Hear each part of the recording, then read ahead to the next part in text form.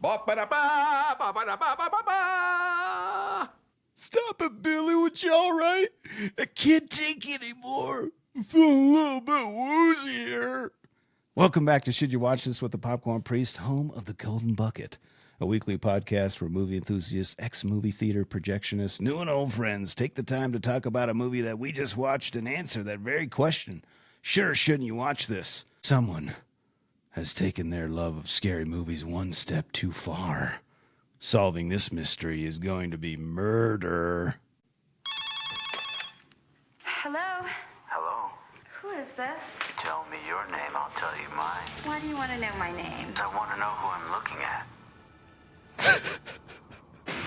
Someone is playing a deadly game. It all began with a scream over 911. Someone who's seen one too many scary movies. Do you like scary movies? What's the point? They're all the same. Some stupid killer stalking some big-breasted girl who can't act, who's always running up the stairs when she should be going out the front door. It's insulting. There are certain rules that one must abide by in order to successfully survive a scary movie. Don't answer the phone. Don't open the door. Don't try to hide.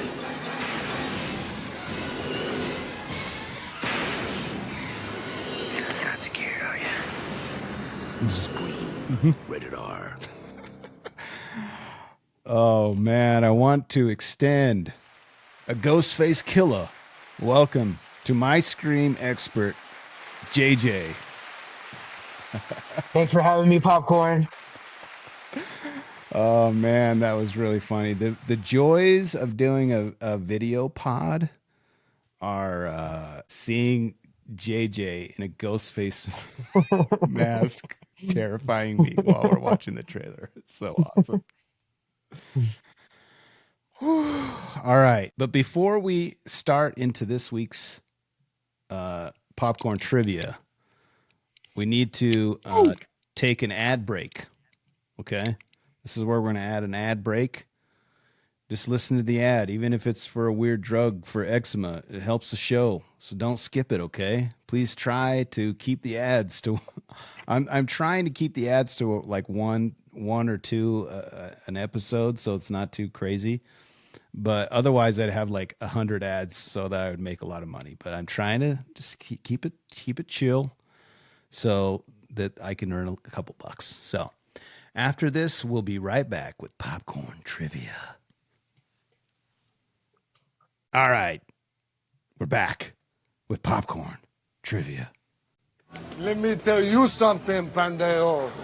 All right, I've got five or six trivia points. I bet you have way more than me. I bet we had some overlap, but let's hear them. So last week we established that JJ is a Scream fan. And yeah, love the Scream franchise. So if I miss something, or I might, we might overlap a little bit. So just maybe don't repeat anything, but we might have a couple of the same things. The high school scenes were to be shot at Santa Rosa High School in California. However, very close to the shooting date, the school board read the script and denied the film to be shot there due to the violent nature, as they had been under the impression that it was going to be a comedy only. Mm-hmm. And production was moved to Healdsburg, California. And I love this. As payback, director Wes Craven put in the end credits under the special thanks, no thanks whatsoever to the Santa Rosa City School District Governing Board. Yeah. I mentioned last week I listened to the commentary, and he spends a lot of the time complaining about the MPAA. He spends almost the exact same amount of time complaining about this school board. Oh, that's amazing. And his disdain for this school board. I mean, is it valid? You're a school teacher. Do you think it doesn't matter, right? From what he was describing, it's very frustrating. They pulled out last minute, and some of the stuff they were complaining about, like they were complaining about the Principal Fonzie, calling the students little shits. That was one of their gripes. Besides the gore and the violence, but it just sounded like they were pretty ridiculous. And one of the school board members actually got arrested for domestic abuse. And Craven was kind of giddy about that and saying like, oh, not giddy, but like, oh, how ironic is that? He did make that a point to make sure people knew that. Wes Craven is not a supporter of domestic abuse, but he thinks it's ironic that these guys are so pure that, yeah. Okay. Exactly. I like that. Here's another one. Matthew Lillard was cast as Stu by chance after accompanying his then girlfriend to an unrelated audition taking place elsewhere in the same building. Casting director Lisa Beach saw Lillard in the hallway and asked him to audition for the part. He got the role with incredible ferocity, she says. One of my favorite things about this movie, Matthew Lillard's performance. Hands down, he's the best part for me. Oh man, I'm so glad you love him in this. I was wondering if you thought he was going to be too over the top. No, in fact, he could go more if he'd like. I don't think he can, but if he did, I would not be disappointed. I've seen interviews with him, and he kind of like looks back and like cringes. He's like, I was spitting my way the whole movie through this movie. What was I doing? Yeah, I think that the role wasn't supposed to be, that memorable, but he definitely made it that way. That in the end scene when their plan is completely unraveling, and I watch that scene we watch it every Halloween, and he's still entertaining. Listen, we're in spoiler zone, so everything here is spoilery, so keep that in mind. Yeah. At the 12-minute mark, at the beginning of the movie, when Drew Barrymore's parents come home to find something's wrong, her father tells her mother to go to the Mackenzies, which is the same thing Laurie Strode told Lindsay and Tommy in Halloween from 1978, which contains very many references in this movie. Yeah, a lot of references. That's one of the 68 references that you mentioned last week. Yeah, you're right. Exactly. Here's another one, The Mask. I did a lot of research on The Mask, and I love that you have it and wore it, and it's in the background terrifying me. But The Mask is based on a few things. Okay. I'm sure you knew this, but I didn't. The painting Scream by Edvard Munch. That Muncher. The characters on the cover of a Pink Floyd album, The Wall, and the ghostly characters that appeared in the 1930s Betty Boop cartoon. The Mask is stark white and depicts a character of someone screaming and crying at the same time. Designer Slearington stated, perfect pronunciation, that the mask displayed different emotions. It's a horrible look, it's a scary look, it's a frantic look. I actually like that about it. At first, when classic. I hadn't seen it yet, and I knew even people who haven't seen Scream know Scream. Oh, Scream mask. Still one of the most popular Halloween costumes of all time. Still. Mm-hmm. I had a 6-year-old come to my that's my thumbs up emoji. I had a 6-year-old come this Halloween with a Scream. It was a pink one. Oh, cute. Kind of, I don't know if they know the reference. Maybe talk to your parents. There are some bedazzled ones for sure out there online I saw. No. Yeah, dumb. Bedazzled. There's the bleeding ones. Have you seen those? No. Oh yeah, there's a lot of bleeding Screams that have like fake blood, and you have a little pouch and it like oozes blood. Oh, gross. Yeah. No, I don't accept that. I like the original. Here's some Anything more else? mask trivia. Yeah, give me some more masks. Yeah. The Ghostface mask was first developed for novelty stores during the Halloween season between 1991 and 1992 by the Fun World employees, Bridget Slearington, as part of a series titled Fantastic Faces. The mask itself, known as the Peanut-Eyed Ghost. The final design... I don't like that. Yeah, that's a dumb name. Thanks. The final design was approved by Fun World Vice President Alan Geller, Wes Craven claimed to have originally found the mask, but later clarified that he had misremembered the event and that it was actually producer Marianne Madalena who discovered it. She found it while inside a house during location scouting for the film and brought it to the attention of Wes Craven, who set about trying to obtain the rights to use it. Fun World licensing director, there's so many executives at Fun World, it seems. Yeah. Making bank. This mask is giving them money every Halloween. That's all they got. Yeah. R.J. Tarbert joined Fun World in 1996 and was given the task of naming the mask prior to the film debut. He decided on Ghostface. Perfect. Much better than the peanut-eyed ghost. Yeah, and I think they say I have a Ghostface reference in Scream calling it that. Yeah. He felt like it looked like a ghost in pain, believing it to be a unique design. The Ghostface design and title are still owned by Fun World. Nice. There you go. Yeah, and I saw that Fun World, the only thing they wanted to use the mask, they wanted credits and they wanted $100. Great deal. That's all they wanted is $100. And credits in at the end. Sold. Let's say Fun World. Yeah. Sold. Thank you. Sold. Yeah. I mean, they're making bank off this mask, so I think it's a win-win. That's true. They should have just given it to him for free. $100, just a little side money for Wes. Actually, they should have paid Wes Craven to use it in their film. Looking back on it, I mean, yeah. Correct.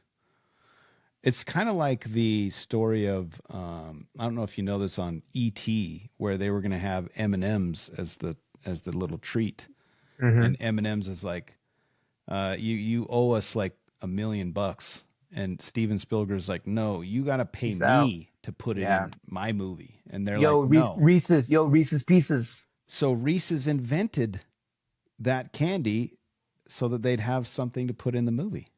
That's where Reese's Pieces come from. Anyway. And what a connection, because I believe Drew Barrymore stars in both. So look at that. We're connecting worlds here. Last Ghostface trivia. Dewey says the reason the police aren't able to track down who bought the Ghostface costume is because it's sold in every five and dime in the state. Today, as of 2023, this is an old stat, Ghostface has become the best-selling Halloween costume of all time, which we just Wow. Yeah. I know Wes Craven liked it for that being in such a dime store. That's what he wanted. So yeah, great. It's like it makes it even more scarier because of that fact of what he says in the movie, and I think that's deliberate. The line in that in the movie.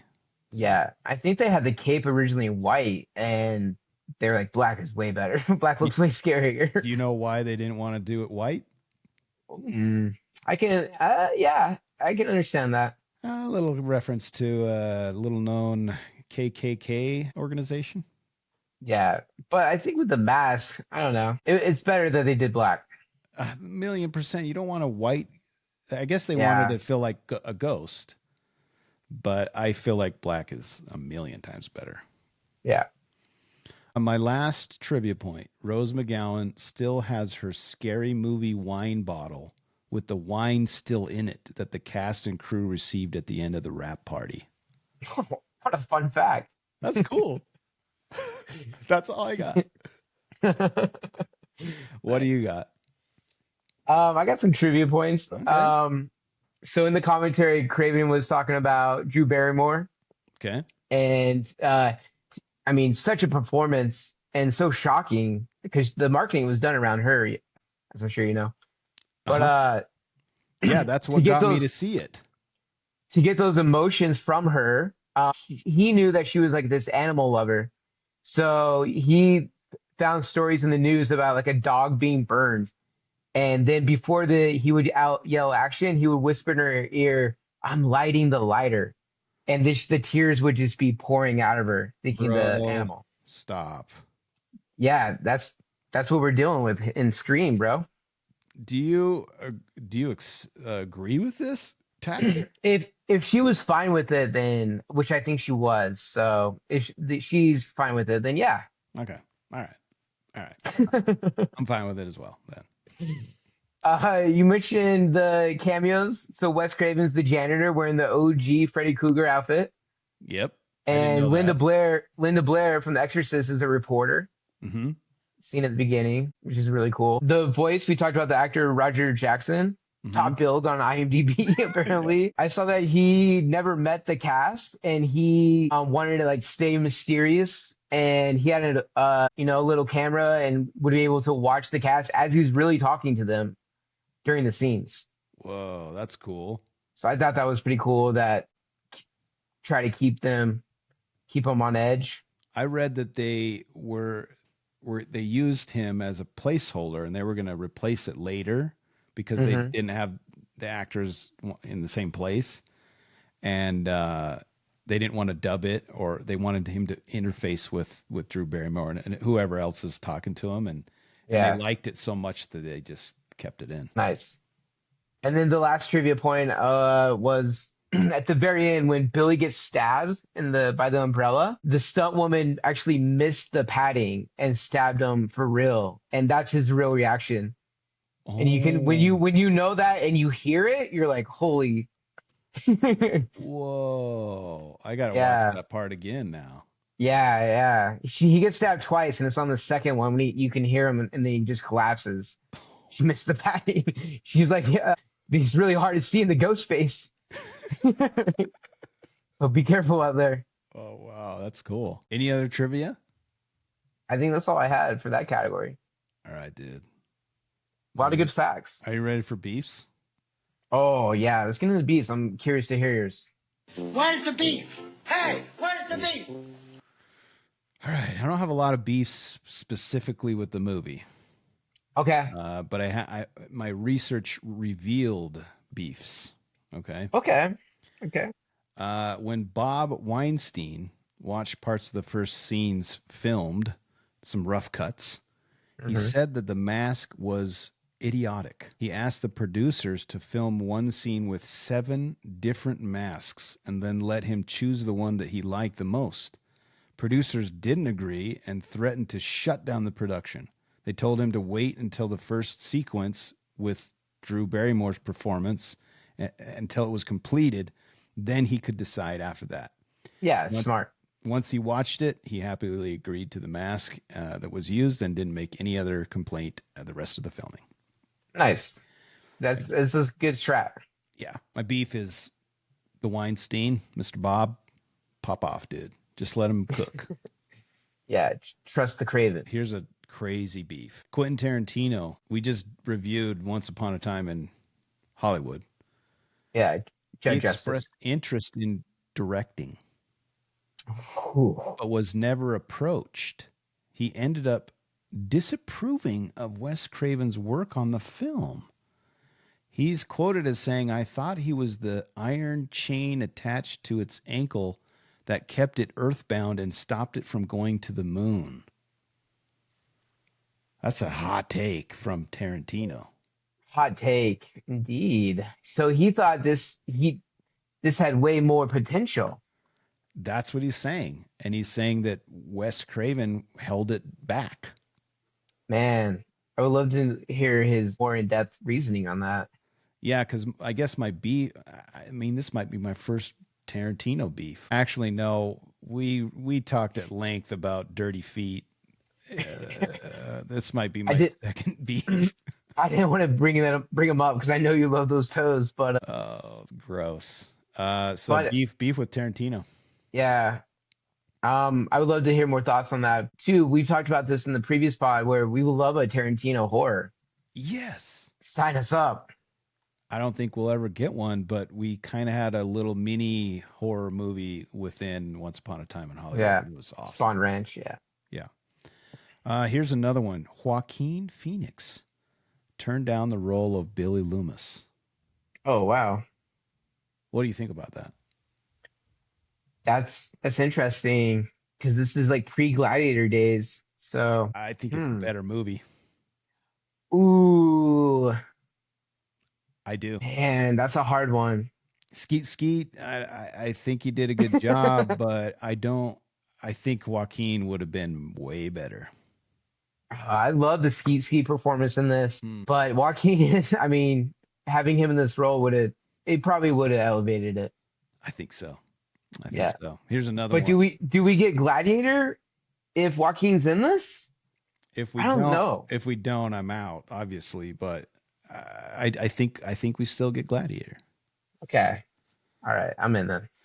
All right, here's another one. Leo DiCaprio and Holly Marie Combs screen tested together for the roles of Billy Loomis and Sidney Prescott. Screen tested? Got far, yeah. Whoa. Imagine a Joaquin Phoenix or a Leo performance. That's too crazy for me to imagine. Like they're not in the sequels. I don't know. I haven't seen them. I'm just saying. There's some characters that they're recurring, and I don't know if Leo and Joaquin are doing Scream 2 and 3 and 4. 7. Yeah. You imagine Leo doing a Scream 7? No, 0% chance. But I love the cast as is, but these are fun what ifs. What about this other cast? Vince Vaughn was the studio's first choice for Billy Loomis, but was too ill to attend the audition. I'm out. I mean, have you seen him in that freaky something? He redid the Psycho, I know, around this time. Uh-huh. But I feel like he's too old I feel like he's still too old back then. I don't know. Oh, it's something to think about. I think it's a beef that he was sick. Could be a puzzle. Could be a puzzle. A peef. It's a puzzle beef. Yeah. It's a peef. All right, that's it for beefs. What do you got? Nice. I got some beefs. I got some beefs. They're minor beefs though. Okay. Okay. Because you love this film. I love this movie, but there's one scene that I kind of just roll my eyes at. And it's when Ghostface appears in the grocery store during the day. Just takes me out of it. They're looking for this guy. Okay. He's already killed. He's in a grocery store, full wardrobe. Sid and Tatum are like grocery shopping for the party, and he's just like stalking them. And there's another scene where he's like in bushes or whatever in the daytime. That's fine. Whatever. The grocery store one kind of takes me out. Here's a counter to your beef that might cancel it out. Okay. We see kids wearing it in the high school running through the halls. Okay. So yeah. 6, 7. Man. Like but I think that he has a knife. Maybe not. Maybe it's fake. But that's a good point. It could have just been, one of those little shitheads. Yeah, exactly. The Fonz talk about. Yeah. Principal Fonzie. For sure there are. Yeah. Yeah, which leads me to my next beef is Principal Fonzie. They did him dirty, bro. They did Principal Fonzie dirty. This guy loves these kids, okay? He loves these students. He says it on the intercom. Your principal loves you. And then when he gets taken out, they want to go see this guy hanging from the football post. Yeah, that's a good beef. I did think about that instantly when they're like, "Oh, we want to go check it out." Like, gross. Yeah, I doing support Principal Fonzie dirty. My last beef is, I feel like these stars should have been bigger, and why weren't they? It's a beef puzzle, what'd you call it? A peef. Yeah. Like, I feel like Matthew Lillard, Skeet Ulrich, Nev Campbell, they should have been bigger than what they were from this movie. And I'm happy we get them in some of the future ones, but yeah, here's a take on Nev Campbell. A reason why I think she didn't explode more than she did. Yeah, I think actors are so terrified that they're not going to be they're going to be typecast. My recommendation is embrace it. You like Jamie Lee Curtis. She embraced being a scream queen, and look, she won Oscar. So, and she's in Scream. What? They show her when they're watching Halloween. They show her. I was like, whoa, is she in a feature movie? I don't know about that, but yeah, that's a good point. Embrace it. Yeah, embrace it. That's what I'm saying. But I think they're also talented where they could have done anything really if they wanted to. Lillard and Skeet Ulrich especially. You know what killed Lillard's career? What, Scooby Doo? Correct. And he was typecast in that, I guess, as like the goofy guy. But he did amazing Scooby Doo He is or yeah, Shaggy. Shaggy. Yeah, he's amazing Shaggy. Yeah, for sure. But I feel like he could have been even bigger. All right, Still time, still time. still time. I like that. But Positivity. yeah, just those are just some minor beefs. All right. Any more beefs? Nah. All right. Popcorn puzzles. I should do it in the Scream voice. Popcorn puzzles. A sphincter says what? What? A sphincter says what? What? Exactly. Exactly. All right, I have many Oh, puzzles. great. I hope you can solve some of them for me, okay? Yeah, we'll try. We'll try. A couple of them are laced with trivia, like I always do, but there are some personal beefs. I know I say Personal that. puzzles. Personal puzzles. These are some personal puzzles and trivia puzzles. The day after Casey and Steve are killed in the opening of the film, where the police are questioning the students, Sydney's teacher, if a person watches the film with captions, is revealed to be named Mrs. Tate. It could be an obscure reference to Sharon Tate. Again, another reference to Once Upon a Time in Hollywood. Then wife of the controversial director Roman Polanski, who directed the horror film Rosemary's Baby and whose wife was killed by Charles Manson's followers. That's a puzzle. Like, what? What? Is that real? Is it? Was it a reference? Was it not? I don't know. It's kind of crazy. Also, Never heard of it. A puzzle that someone actually did that and thought about it. Yeah. Oh, for sure. Okay, here's did you catch this? I didn't catch this. At the 52-minute mark, when Henry Winkler opens the closet, his black leather Fonzie jacket is hanging in there. Hey. I didn't catch that. Oh, man, yeah, they're doing them dirty, see? The other puzzle we already talked about at length was the NC-17 rating, so I'm not going to go into that again. The 35-minute mark, although the killer's costume is often referred to as Ghostface, the costume is actually called Father Death on the little package. That's a puzzle. I got you on this one. I got you. So Craven mentioned in the commentary that he did that as a red herring with Sydney's dad. He wanted that to be like a little, for the audience to think that father, okay. And then Sydney's dad's always a suspect throughout the movie. That's why he named it that. Wait, Sydney's father is a suspect? For sure. When people watch this for the first time, they think Sydney's dad is definitely a suspect. Everybody's a suspect. Yeah, everybody is a suspect. Everybody's a suspect. Whoa, that's a puzzle solved. Yeah, so he named it Father whatever Death because just a little clue. All right, here is just a shotgun approach to just random notes that I took while watching this film. Let's go. Okay. Yeah, let's hear.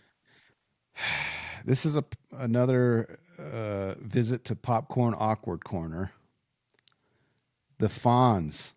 What are you doing when you're touching that girl's face very awkwardly at school? It's very weird and puzzling. Yeah, a little inappropriate. Do you know, it's like he like caresses her face. It's weird, dude. Yeah, and he's like taking scissors and fake slashing kids. Correct. This is a puzzle beef, but people putting their shoes on the couch, stop doing that, please. They're in high school. They're in high school. Come on. Get all ladies put their feet on the couch with their shoes. Stop it. Man, we're a lot of feet talk already. A lot of busty women in this. It's a puzzle. I mean, is that a horror trope as well? Yeah, I think so. Kind of like it. Cold in the garages. A lot of underage girls. Not cool. We talked about this in the Halloween movie. Underage girls. I mean, they're all high school kids. Underage. And men. Yeah. Make them in college. Sydney goes to college. Scream 2, Sydney Goes to College. All right. I'll wait. You can call the police online. That's a question I put. Someone calls the police online. Are you referring when Sydney does it? Mm-hmm. So on her computer, it's actually like some deaf program, like where it's for people that are deaf, they can use it or something. It says something about like hearing impaired. I don't know why she has it on her computer. That is a puzzle. Does she have a hearing impaired sibling? I don't know, but that's if you look at the monitor, that's what it is. Okay, didn't know you could call the police online. Yeah. I love the phrase "My name isn't Jesus." That's pretty great. I like that line. It's not a Name puzzle. is Kenny. Kenny the cameraman. Love Kenny. Yeah. How old was Nev Campbell when this was made? Probably 20.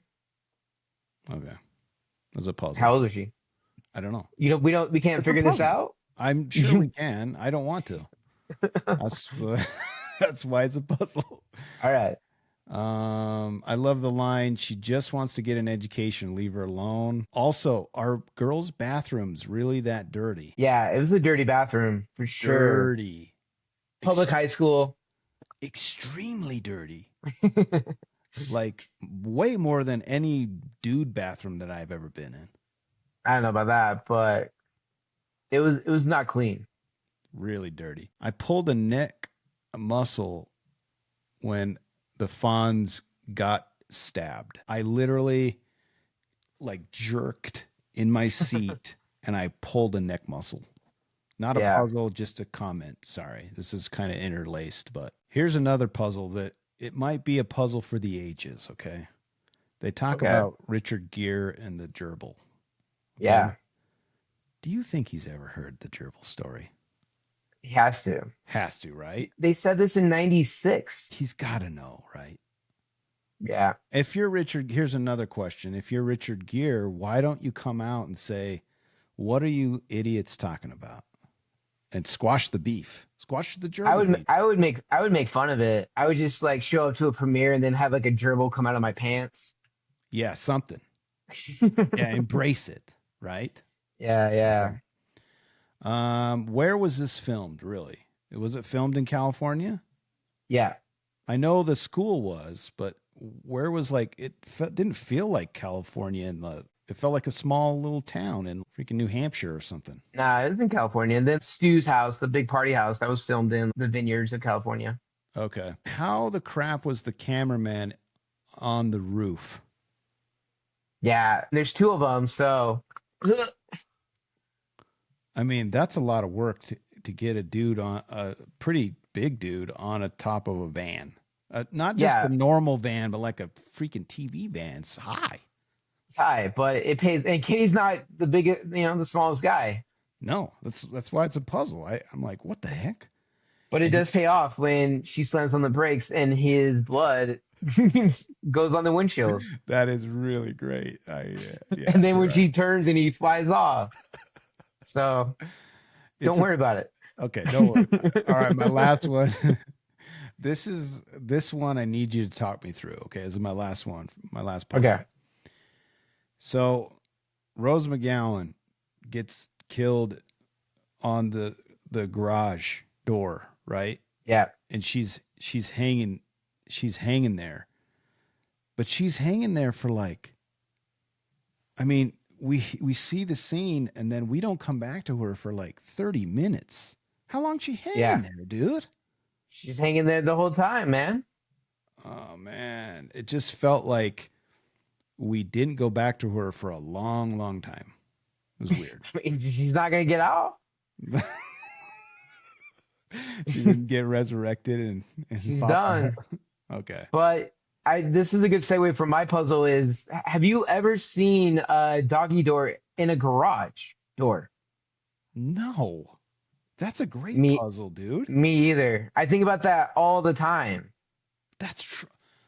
Dude, I didn't even think about it that way. Yeah. Whoa.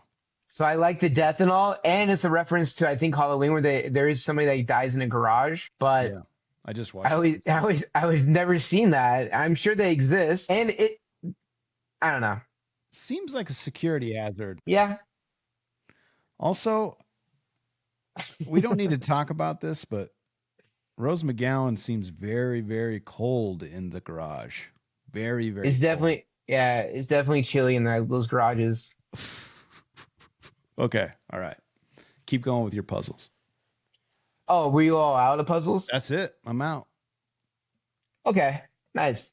I just had one other puzzle, and I just wanted to know, like, when you watch this, the famous puzzle, the question in this movie is, what's your favorite scary movie, right? Yeah. What were you scared during this movie at all? In what parts? That's a really good question. I'd seen it one time, and I had forgotten. I knew that Matthew Lillard was the killer, one of the killers, and I knew there was a second killer, but I had for reasons I don't know, that I Forgot about Billy. I forgot about Billy. I knew it was someone else that I couldn't remember. And to your other point, or your other question, I was scared. And the problem is we live too far away where we can't like hang out as often as we'd like in person. And I hate watching scary movies by myself, man. Yeah. If you haven't heard the story of what happened to me while I was watching Halloween, terrifying story. But yeah, I was scared. I told you I pulled a neck muscle. I'm a grown man, and I pulled a muscle in my neck, dude. So the jump scenes, everything got you.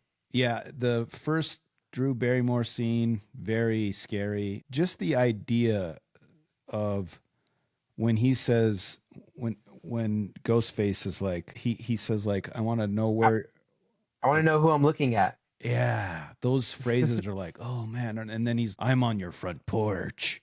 Like, oh man, that would freak me out, dude. I think we need to watch Scream 2 together. Have I ever told you the story of when I watched Texas Chainsaw Massacre? I think so, yeah. Again, I watched it by myself, and this haunts my mind all the time. It was back in where our house when we were going to college. And I watched it again by myself, and I'm sitting there on the couch, and it's over.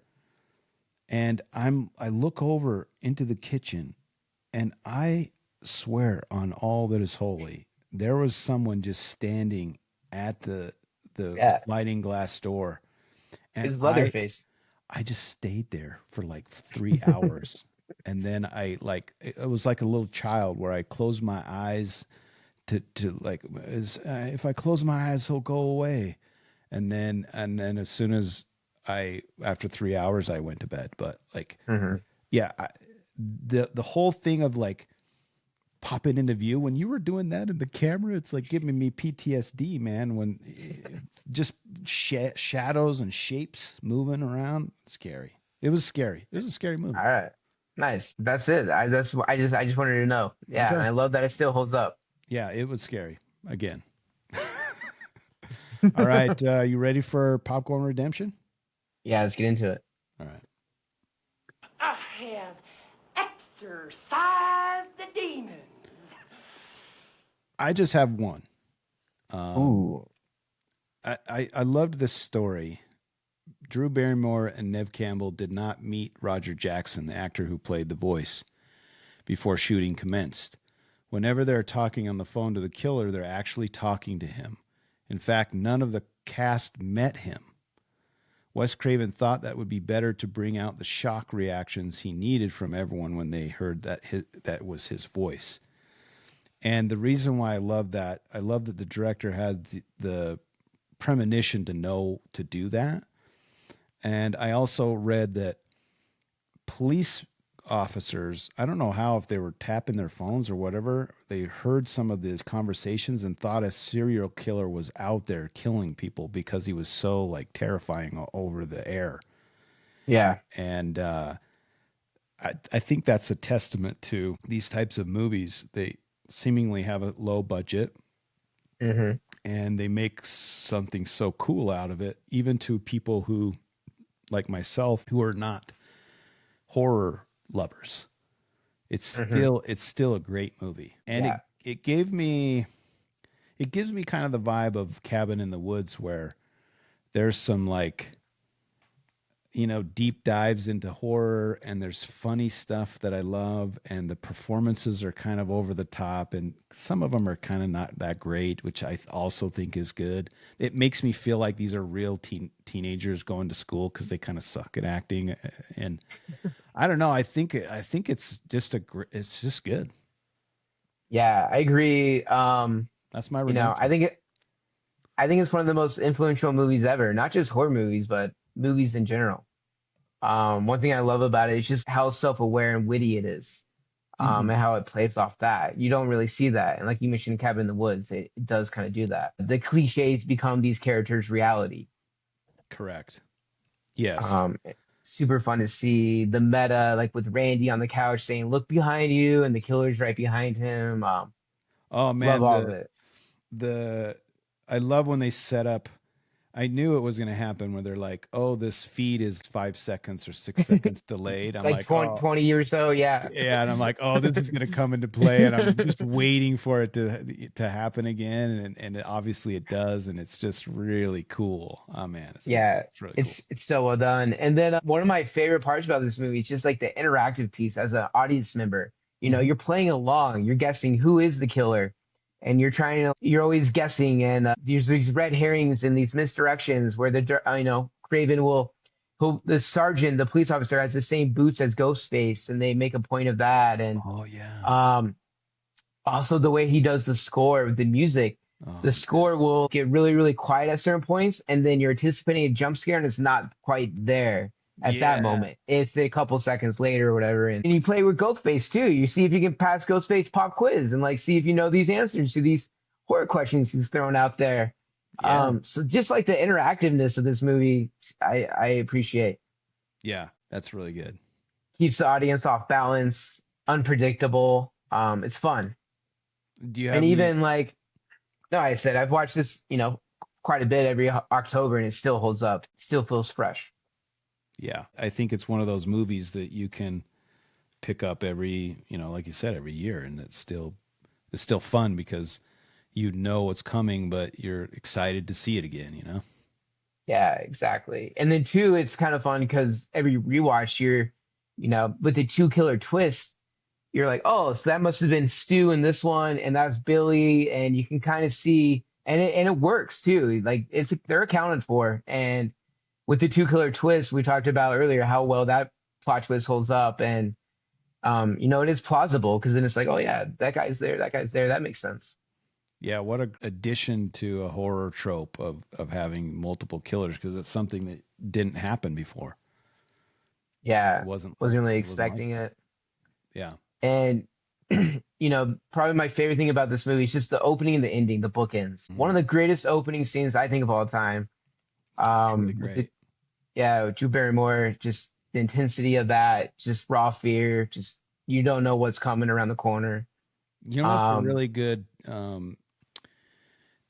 it's a good technique that they use in that scene where she starts the Jiffy Pop.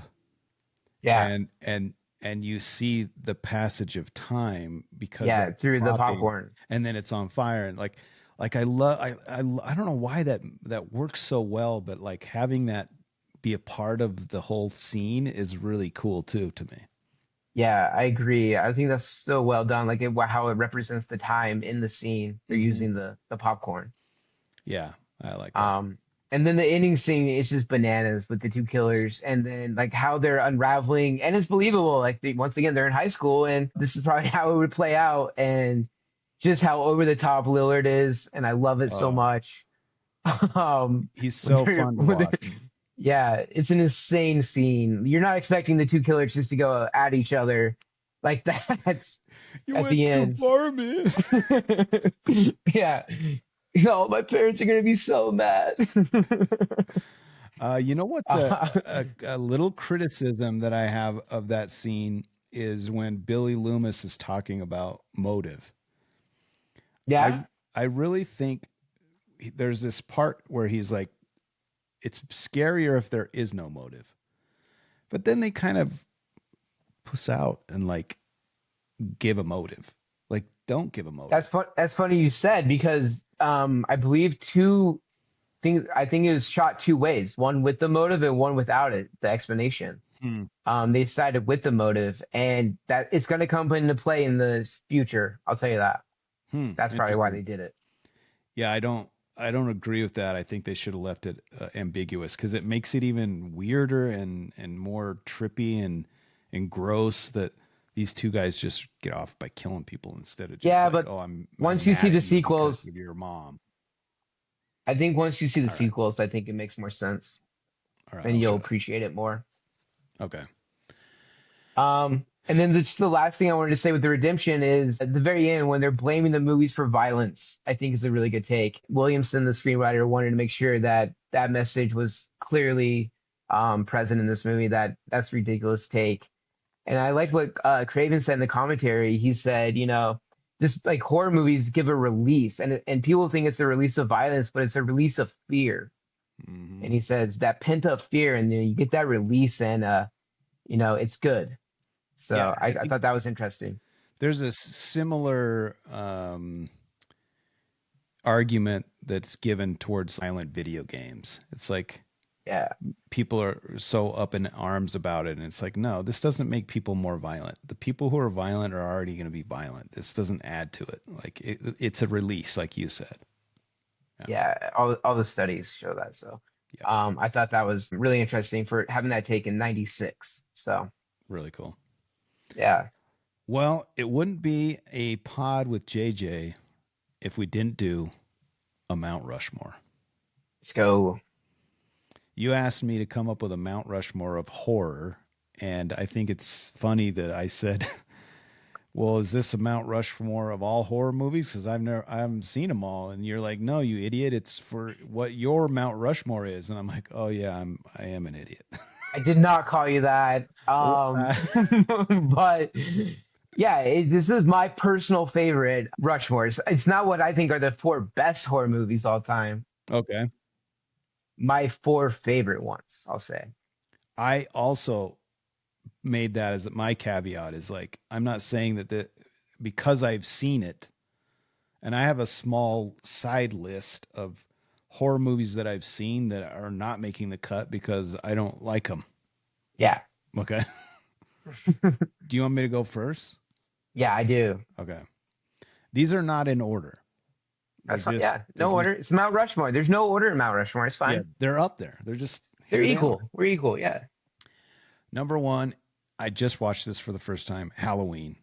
I think it's one of those movies that I could watch on Halloween, and it's a good, like, rewatch on Halloween. Yeah. Respect. Scream is now on the list. Nice. Can I put Jaws on this list? Yes, I will allow that. And the reason I wanted you to go first, because I wanted some clarification on some movies. I was going to see if you were going to say them or not. So yes, I think Jaws is a horror movie. I do too. Okay, good. And then that's my go-to 4th of July movie, by the way. Yeah. Yeah. This might also be controversial, but I think The Thing, it's a horror movie, right? The Thing is a horror movie. It's sci-fi horror, I guess, right? I would put it more horror than anything. So yes. Okay. So those are my 4. And here's my crazy horse. I want to put some funny in here. So it's a crazy horse. I couldn't decide, so I'm just throwing 2. I don't even care. It's my show. I have Shaun of the Dead and Tremors is my Tremors. Let's go. That's a great pick. Yeah. That's a great crazy horse. Here are my movies that I've seen that I not necessarily don't like, but I'm not watching them all the time. Okay, like the other ones. Are these? Mentioned. What would this be like? Are these like statues below the Mount Rushmore, or like are they like plaques on the monument? These are rejected presidents. Oh, okay. Yeah, these are presidents that didn't make the cut. They're not on the They're not on the Rushmore. They're not on the map. But they're still president. They're still president, but I don't want them on my Mount Rushmore. That's fine. I'm just gonna rattle through them. Texas Chainsaw Massacre. I told you I had a horrible experience with that. The Exorcist. I'm not seeing that ever again. Poltergeist messed me up as a kid. Seven. I want to revisit it again, but I've seen it a time, and it's very crazy. I want to put 7 as a horror. Is it more of a thriller? Yeah, I would put it thriller. If it's a horror, it's making my Rushmore, but I would put it more as a thriller. Okay. And then this next one, I don't know if it's a horror, is Silence of the Lambs. That's what I wanted to talk with you about, because when I researched like IMDb top horror movies, and Silence of the Lambs was one, and I don't consider that a horror movie. I didn't either. I consider that once again more of a thriller. Okay.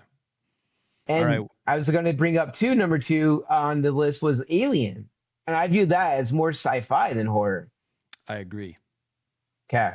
So perfect. With those parameters, those are off my Mount Rushmore. All right. I agree and want you to proceed. All right. So we have some overlap. So Scream is on my Mount Rushmore, as well as Jaws. Oh, wow. That's really interesting. Yeah. Also on my Mount Rushmore is The Shining. Scariest movie I think of all time. I think I saw it way too young. And it's left some scars. Skarsgård. Yeah. And then my fourth one might surprise you, a more recent one, Hereditary. You've been wanting me to watch that for years, and I don't know. The only way I'll watch that is if you're in the same room with me, because I'm not doing it. I got the 4K. We'll do it one October. It's fantastic. The performance by Toni Collette in that should have won the Oscar. All right. Well, I'm not counting the days for that.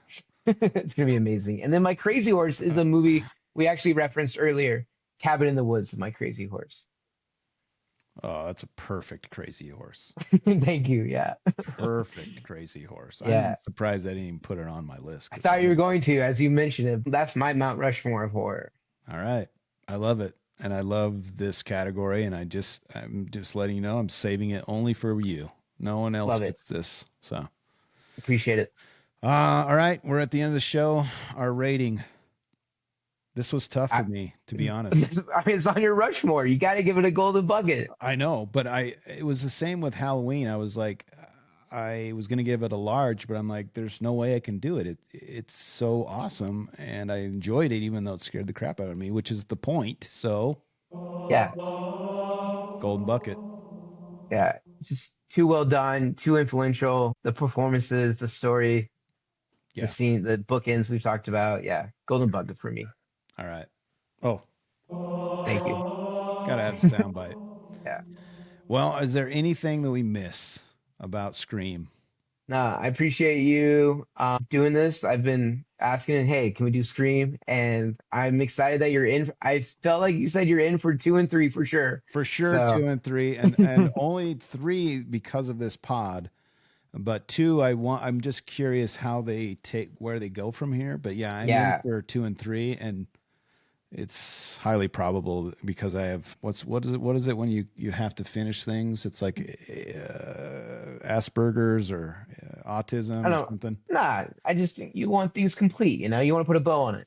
Yeah, I just want that bow to be nice and tight, and hopefully Ghostface Killer doesn't come after me. Yeah, but there are more Ghostface coming up, and I'm excited for the sequel, your takes, and yeah. Listen, I like this Scream train we're on right now. The holidays are coming up. We might need to take a break and do some holiday movie in December. Yeah. If you want to do one with me, or I'll do it with somebody else, but I'm in for Scream. Yeah. All right. Let me know when. Well, that's it for this week, but I'm with you always. I wanted to say a big thank you to all my listeners and all my guests in the past, and also JJ for putting up with me, and it's just been a really fun journey, and I hope to keep doing this. It'd be fun to just not have to work ever again and just watch movies for money. That sounds like the dream of mine. So I appreciate everybody. And I just want to say thanks to my special guest, Ghostface Killer. Thanks, buddy. Yeah, I appreciate your enthusiasm for this movie. It really makes. I think it comes out in the show, and it's just fun. I appreciate it. Yeah, it's a fun time. Halloween Scream, love it. Yeah. When you watch movies, remember, you can pop in, you can pop out. But when you do, always bring the popcorn. We'll see you guys next time.